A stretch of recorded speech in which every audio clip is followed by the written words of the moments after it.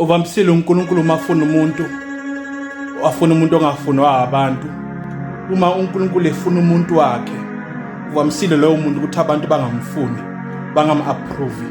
Futhi kuvamisile esikhathini esiningi ukuthi umuntu ofuna uNkulunkulu, kodwa lo muntu ofuna uNkulunkulu ezibone yena engekho fit for the assignment kaNkulunkulu amfunela yona. NoMoses wazibona yena engekho fit noma engekho qualified ukuthi ahambe kube nguye oyokhipha abantwana bakwa-Israyeli eGibhithe. Kodwa uNkulunkulu wabona yena i-potential kuye. Wababona bonke abantu bekhona, kodwa wabona uMoses.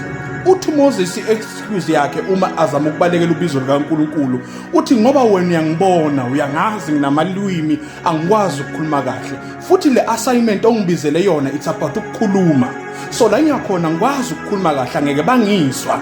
Athi uNkulunkulu ngifuna namalwimi, ngifuna lo njalo, ngoba uma ngike ngathola okukhuluma ngcono i-assignment yami angeke yafezeka. Uyakufuna uNkulunkulu, ungasibhekeli phansi ngathi awukho fit noma suitable for ukubizwa uNkulunkulu. Uma unesitho noma kunezinto uyibona ngathi azikho fit ukuthi sihlangane nobizo likaNkulunkulu, ubiziwe futhi uzokubiza uNkulunkulu.